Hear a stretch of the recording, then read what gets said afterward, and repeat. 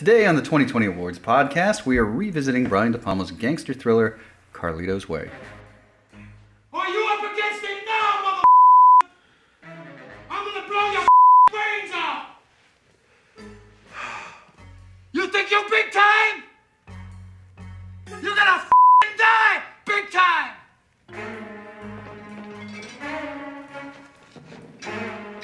You ready? Here come the pain! For the past 20 years, our guest today has worked in almost every aspect of production and post-production up and down the West Coast. Today, he is one of Seattle's most highly sought-after editors, and most importantly, like me, he spells his name like a girl. Please welcome to the show, editor Tracy Dethlefs. Welcome to the show, Tracy. Well, thank you. That's CY. Just wanted to make sure. There's no IE. Right. So you're not as whore? No. But no, there's no do... heart in there. Well, I have seen you, though. You put a heart over the Y. You kind of turn the Y into a heart. Yeah, but that's only when I'm signing the things to you. It's just, I have a fondness for you. I have a fondness for my Kris. That's nice of you. Thank you. I appreciate that. So, Carlito's Way was directed by Brian DePalma and written by David Koepp. The film is the story of Carlito Brigante, played by Al Pacino, who's a drug kingpin released from prison 25 years ahead of schedule and on a technicality. Once Carlito's out, he's determined to go straight, save up $75,000 and retire to the Bahamas. But, of course, the criminal element that he grew up with drags him back into the lifestyle that he vows to escape, and he's eventually betrayed by his friend and lawyer David Kleinfeld, played by the eerie Sean Penn. 20 years ago, it opened to mixed reviews and mediocre box office, barely pulling in $37 million. It received no love from the Academy Awards, but has since gone on to become something of a cult classic. So, had you seen it before, Tracy?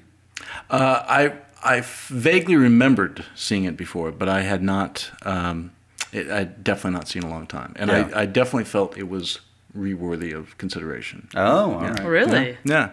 It made me have more respect for it. Oh. Sure. Yeah, because I'm not a Brian DePalma fan. Right. And I fair enough. I felt it was I was going, okay, I get it. I get why this is being considered. Had you seen it in the theater? Do you remember if No, I didn't see it in the theater. And you literally had no memory of it. No memory. I just remembered Penelope Ann Miller Say no more. Yeah, she was like in all the movies for like a couple of years. Yeah. That was a mistake. She had her moment. Yeah. She was very brief. There's a lot about this movie that I really like, but I also have to admit I'm a sucker for that era. Mm-hmm. Like that whole 70s thing and the look of it. And the one thing, though, about this movie is like I've never been sure about the opening. And as an editor, I think this would be interesting to talk to you about. So it's like the film opens with him getting shot. Right.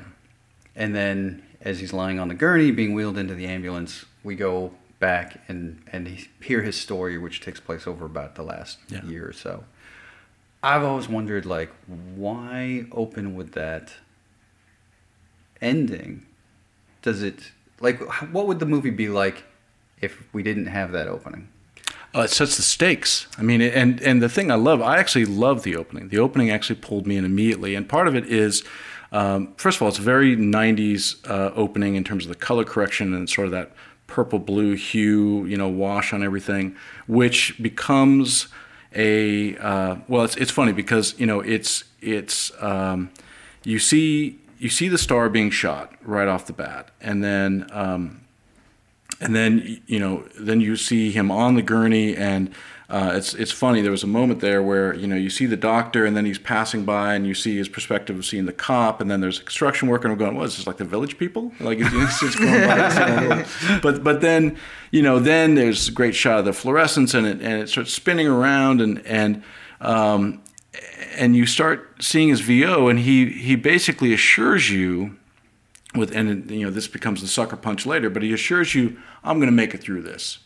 I've been through tougher spots before. And so it just sort of sets the table of like, all right, well, let's go back. Why, what led us to this point? And I think that if you just started off with the, him out on the streets, he's just been released, or him in the courtroom, it doesn't grab you right off. And this I think really it really sets the table for what's about to come, because that the whole time that he's going to meet an end. And the funny thing about this film is that there is anticipation running through the entire film. There is, and you see these things coming. You see them.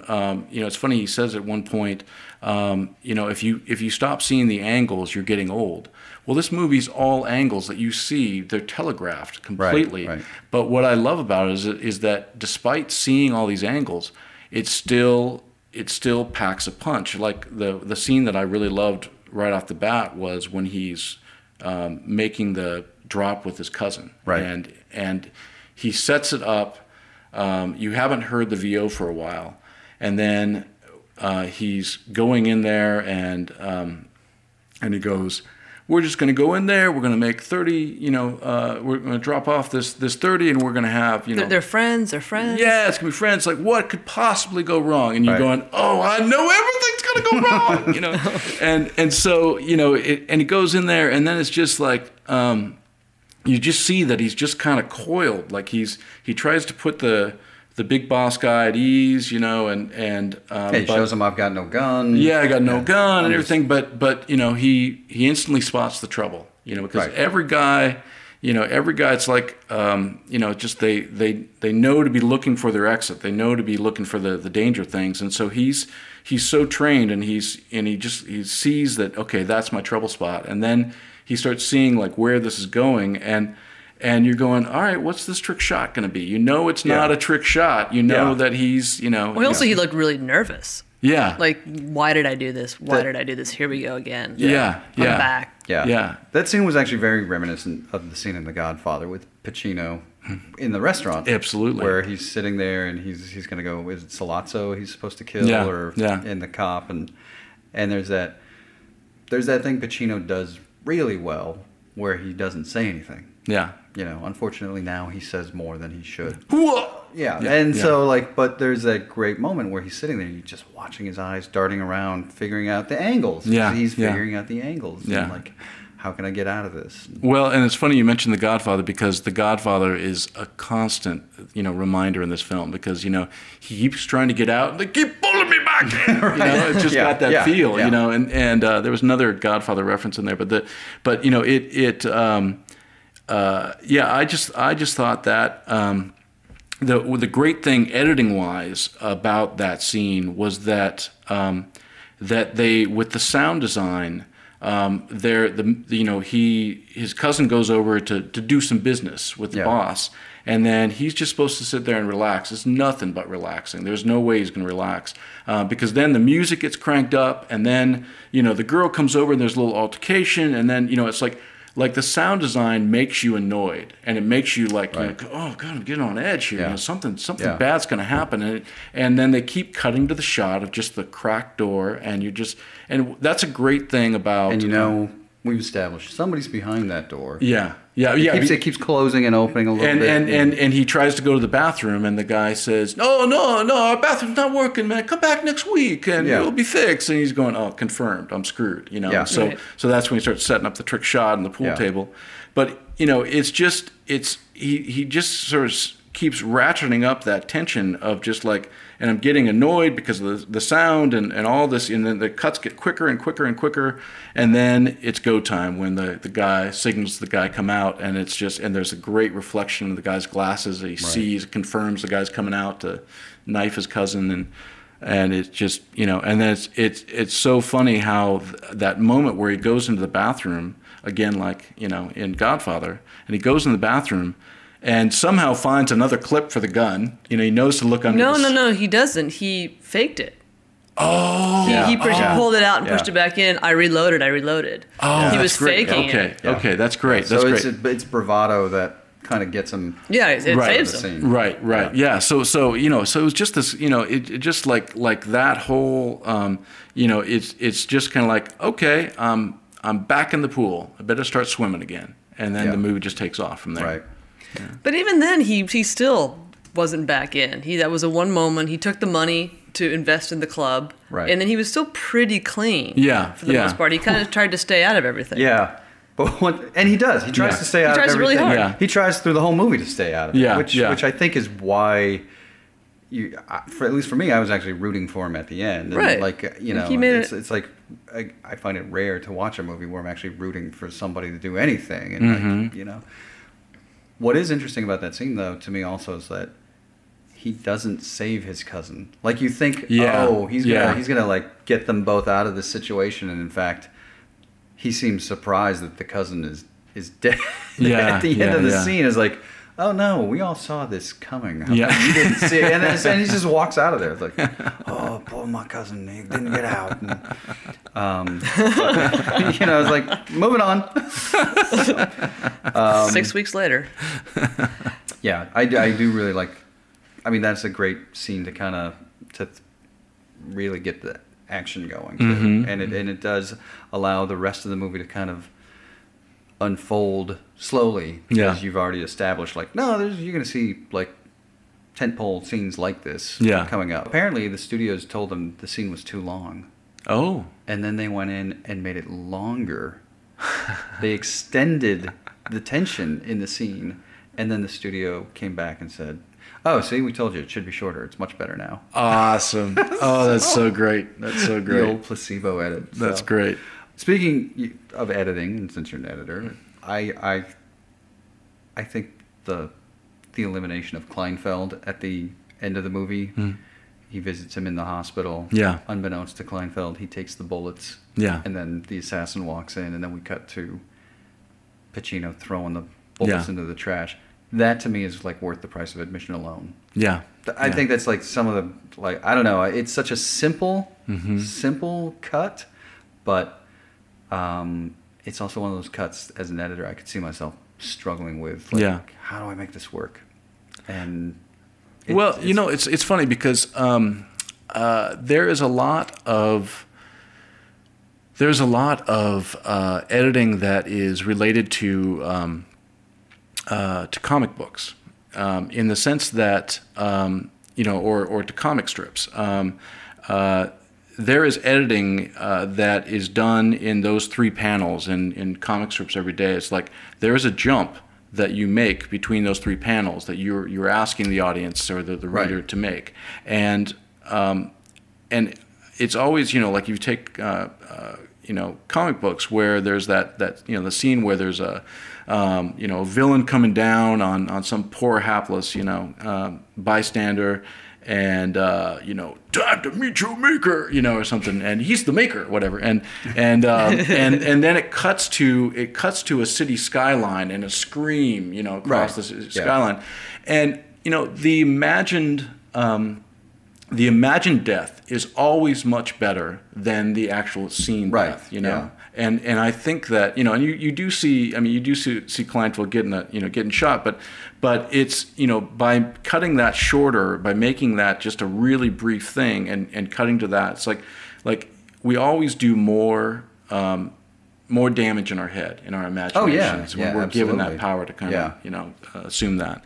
The same is true with sex scenes, like if you see a couple walking down the hallway and then you see the door closed and the light go out underneath the door, it's almost as powerful sometimes because you're imagining, what's kind of happening, than just going to the gratuitous sex scene. So, but let's not discourage anyone from going there.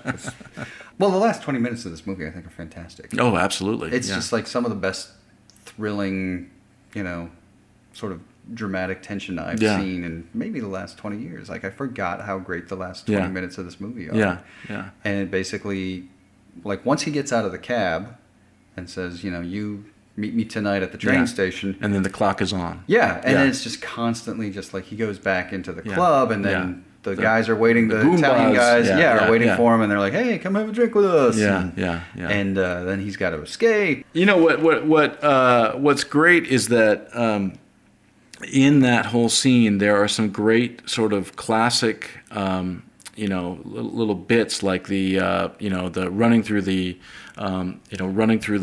subway car, and like he dodges them by going behind the balloons, and like all these things where I feel like I've seen it in another film, but it just and then I start thinking, well, did I see it in this film first? It felt like sort of classic little things, but they were executed flawlessly. They just were really, it does just keep ramping up, and you're going, and there's this there's this feeling like you're rooting for him to make it, but at the same time you're going, I know he's not going to make it. Those last 20 minutes, to me, that's like DePalma's high water mark. Yeah.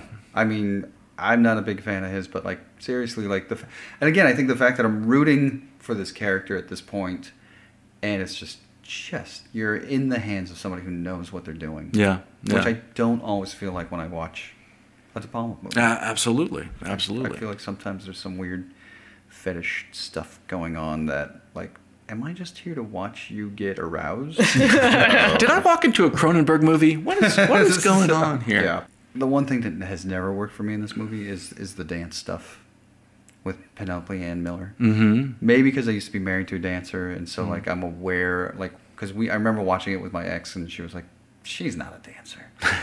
and so it's like, and when you watch it with that in mind, you're like, oh yeah, she's not. This is like she's learned something for this movie, but all of that stuff kind of doesn't work for me. So her character didn't really work for me. Yeah, I had a hard time with her. Although I did really like the scene with her basically trying to seduce him through the door, and then they played "You Are So Beautiful" great. to me. Yeah, that I did not like. That. Yeah. There's some moments in this. There's a lot of cheese. Ruined it for me. Well, yeah, and there's kind of a cheesy but a classic kind of thing where, you know, when he goes back and he sets it up with a VO again, it just totally telegraphs her, like going, you know, I'm looking for that one face that hasn't changed since the last time I've been, you know, since I went in, and so he's standing on the rooftop in the rain, and he's looking at her in the dance studio, and of course classical music is playing. And it's, you know, to show that, you know, this is a girl from another world, you know, and she's you know, classy and refined, is like going, all right, little thick, but you know, but I did, you know, back to sort of editing, when they are in the cafe and they're having their first, you know, reunion coffee, and she's, you know, she's kind of questioning why he broke it off with her so badly before he went in prison, and he starts going, I did it for me, so I wouldn't be, you know, pining for you in prison and all this stuff, and it starts, you know, just you hear him say, you see him say one or two of those lines, and then it's all on her reaction, and that's, you know, that's always an editing choice where you know, we're being told that it doesn't matter what excuse he's making. What matters is how she's taking it. You know, and she's just kind of looking elsewhere. She's fiddling with her bracelet. She's like going, I'm not buying it, dude. You know, I see what you're trying to sell again, but I'm just, you know, not in. You know, so it sets the stakes of, you know, what's so great about this movie is that the stakes are always clear. The stakes are abundantly clear. You know, what's happening, and you know, everything that he's got to, you know, he keeps getting pulled in by his old, you know, world, and the, you know, he's like, he wants the girl back, but he's going to have to work for it, and all these things. It's just like he's, you know, he's just trying to get out, just trying to get that little nugget, little, you know, so he can, you know, get out. But I think it does a really good job of just making it very, very clear. Yeah. Well, I totally agree. And with that, I also have to agree that we need to pay our bills. Not bad. Not bad. It's a 5. It's a 5. Yeah. Segue! You're right. So, anyway, our sponsors today are the Grand Illusion Theater and Honest Tea. The Grand Illusion is Seattle's classiest, weirdest, and completely volunteer-operated cinema, screening the world's finest art house, foreign, and revival films. Located in the University District, right across from the Jack in the Box. For more info, visit grandillusioncinema.org. Our other sponsor is Honest Tea. Honest Tea, nature made it right, we put it in a bottle. Refreshingly honest. Honest Tea. Visit honesttea.com to find a distributor near you. I'm in trouble. I mean, I'm in fucking trouble here. You are the only fucking person on earth that I can trust. And I'll give you $50,000 to go along. Dave, if I go along, it ain't for the money. Let's get down to what we think maybe should be nominated. Best sound. Best sound, I definitely say sound design is great. Yeah. Yeah. Anything that jumps out? Well, like I was saying, that scene earlier with, when we were supposed to get agitated, when we were supposed to be nervous, the sound really makes us, get to that point. Right. And that's, that accomplishes its goal for sure. Costume design. Not really, although some of those disco outfits, the thing is, I actually love the costume design in this movie by I'm not sure how you say this person's name, Aude, Aude, Aude Bronson-Howard, but it felt very authentic. It wasn't kitschy. I thought the characters like great silhouettes. You could see like, oh, those guys are thugs. That's Penelope Ann Miller. It's just I thought it was very spot on. The Louis Guzman, it's wonderful shirts. Yeah, I just he just always like you can't put him in anything. Like it was second to Boogie Nights in terms of great outfits for him. Yeah. Best art direction, Richard Sylbert. Pretty good. Yeah. I dug it. I thought it was fantastic. Yeah. Although the one thing I didn't like was when they drag Benny Blanco into the alley. That is the cleanest alley in New York. Especially in 1975. Yeah, there's not a speck of trash in that alley. But I love the club. He keeps his club clean. Yeah. Inside and out. Inside and out. No, I thought it was great. You like the Love Boat Club? This was before Julie. I did. Oh, I guess it was very 70s themey. Well, not only that, but it was also like that's his dream is to get away, to like take a boat to the Bahamas. Yeah. So that was I thought the club was way too well lit. Too bright for a nightclub. Maybe that's why they didn't have a lot of customers. Yeah. You and the extras. Yeah. Well, that's the stuff that Lee likes to focus on. It stared at me. I didn't really care for this movie. I thought it had great pieces. Yeah. That scene you talked about earlier was awesome, and it has really great pieces. But then just the things that are bad are so bad that you're like, come on. Some of the dialogue. Like, yeah, I had a dream, Charlie, but now I'm awake, and I hate my dream. It's like, shut up. Well, that's bad acting too. Oh, it's that bad all around. But there were some funny lines where like he says, he goes, he's a real stand-up guy, and then you cut to him in the wheelchair. Like there were some moments that it walked that line where sometimes like this line's gonna land or this line's gonna thud. Yeah, and there were some thuds, but. There were still some, they stick the landing on some of them. Yeah. They Mary Lou Retton some of those landings. Nice. Yeah. Cinematography, Stephen Burum. Yeah. I'll tell you one shot that I think was, I don't know how many times they probably had to do this, but it was so amazing, was that reveal of Riker's Island barge, which was the aerial shot where you start on Sean Penn, which I assume that going back to makeup, that fro, awesome. Yeah, that was best hair for sure. Yeah, that was best hair. That was Penn that just went and did that without telling anybody. Oh, you're kidding me? It was awesome. Yeah. Wow. Like. Basically, he just shows up like that. Showed up on Monday. He shaved his head and froed it out. Sweet. That's awesome. Yeah. Sweet look. Yeah. Sweet look. Well, so going from Penn walking in to the pull out, the aerial pull out, like that was exquisite. Like that was really well done. I don't know how many times they probably had. I don't know how many times he had to walk that thing to get that right. Because And likewise, the whole thing in the train station, there is a massive Steadicam shot. Oh yeah, that, just goes in and out and up and down, and it was kind of crazy. So, I did feel like the lighting was kind of inconsistent. Sometimes it looked very realistic. Sometimes it looked very stylized and not so realistic. So, I'm a little on the fence about that. Best editing by Christine Boden and Bill Pankow. I would nominate that. Yeah. Best original score, Patrick Doyle. I like the score, but not for this movie because I love Hitchcock. Oh, everything seemed very Hitchcocky. It didn't seem to fit for me. Really? Yeah. I really dug it, and I'd never heard of this guy. I was like, who did this score?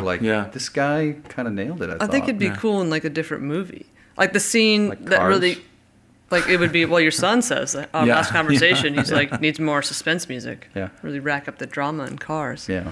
The scene where Sean Penn's walking to the elevator and he's going to get shot, and it seems like it's something out of Vertigo. Is that bad though? It just didn't seem right for this movie. Really? In my opinion, yeah. Well,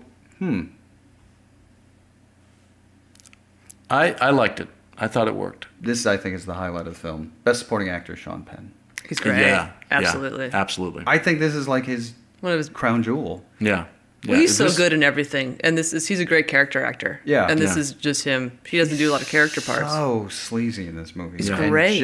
And like the way he goes in and out of being kind of like nervous. Well, he's to he's in and out of being coked up. cocky. Yeah. Exactly. That's why he's so paranoid. That scene in the club where he pulls the gun. Yeah. And like suddenly he has a gun and Yeah. he's just like, you can just see in his eyes, he's like, oh, who's the tough guy now? And it's just like, what are you doing with He's a gun? always trying to start stuff. Yeah. Or another time he was trying to start stuff was with the when the gangster was we were told later that he was a gangster, but the guy that was dancing with Gail on the dance floor. And he was getting all pissed off. Carlito did. It's like, what? They're dancing. Who cares? Yeah. And so he starts calling them, spaghetti and all this. Like he's he's trying to start something, but he's doing it sort of half drunk. He's like standing outside the girl's window, knowing she's not going to come to the window, but he's like,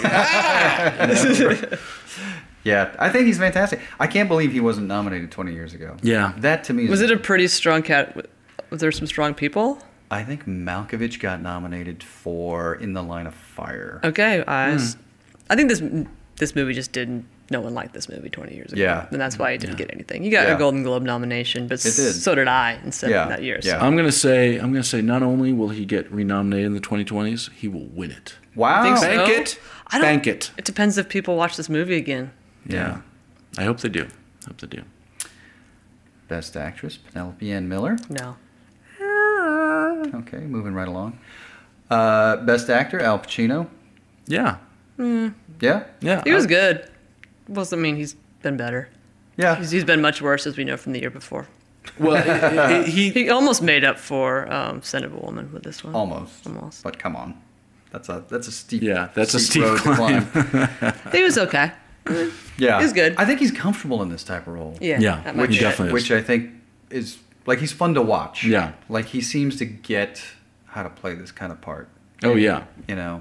Which is more than I can say for, like, Son of a Woman. Though I still kept thinking the narration eventually he'd be like, ooh, Yeah, there's a little bit of that. man, the second person narration. Yeah. Here you go, you walk into the club. That Godfather thing is every time I heard in the VO him saying, "I just do this one thing and I'm out," I'm going like, yeah, that sounds familiar, Right. I just trying to get out of the you don't get out. Maybe this was a metaphor for him to get away from playing gangsters.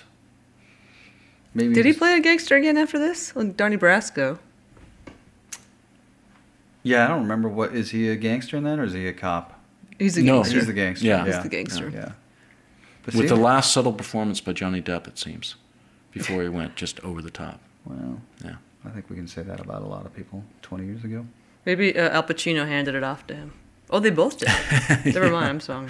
It was their swan song. Best adapted screenplay by David Koepp. Definitely. I'll tell you one scene that I thought stood out to me that I loved.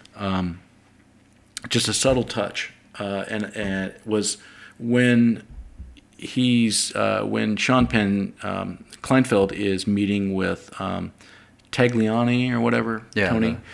And so this mobster is in prison, but he's so menacing, and he's basically saying, one button I can kill you, but the whole time he's and it was just such a nice touch of like, he is being menaced. It could have been so easy to be over the top. It could have been so a cliche scene of like a big mobster, right. All that stuff. But that he was ailing made it tempered it a little bit. Was that a screenplay, or is that the acting and directing? Well, that's a good question. There's It's a lot is of that really a directing choice? Terrible lines in this movie. There's terrible lines, but at the same time, like what we were talking about, like there were some that really landed, and there were some that some were thuds, and so. But screenplay is also more than just dialogue. Right. Yeah. It's the whole telling of the I story. think the dialogue was terrible. The storytelling I thought was terrific in the screenplay. Yeah. And it might have been performances. They just Yeah. some of the I bad don't know. performances. For me, like dialogue is so easy for me to overlook. because it's just, to me, it's sort of like you can be good at it or bad at it, but if the story still sucks you in, it doesn't really matter to me. She's a dialogue lover. I'm a dialogue hater. I'm a guy. I want to be able to watch my movies with the sound turned off. Yeah, I thought it was a good script. I think, it starts out, it says basically, I mean, the whole movie's about trying to escape who you are, and you can't. And that's it, start to finish. That's what it's about. It never strays from that. So, best director, Brian DePalma. I think it's his best work. Agreed.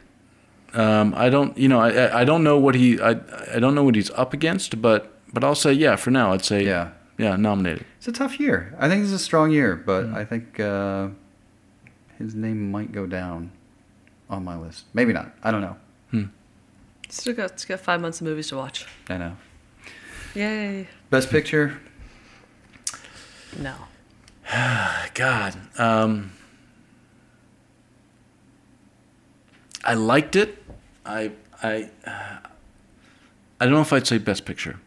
I'd say nominated. I'd say an honor to be nominated. I think I would nominate it, but I know I wouldn't put it down for best picture. So has it stood the test of time? You open with that, so. Yeah, I think it. Yeah, I think it has. Yeah. I think it was something that I had not thought about, and was not something that really stuck with me at the time. But watching it again, I felt like I really enjoyed it. I was carried along, and even though there were a lot of things that was like going, okay, I see this coming a mile away, I still enjoyed when it finally arrived, whatever moment arrived. Right. So. Right. Lee? I have the same opinion of it I had 20 years ago. Just kind of, that was 2.5 hours. Yeah. Okay, I'm going to do something else now. All right. Didn't hate it. Didn't like it. I don't think it really... Yeah, I just don't understand why we're even talking about it right now. I just don't think it... Of all the movies from 93...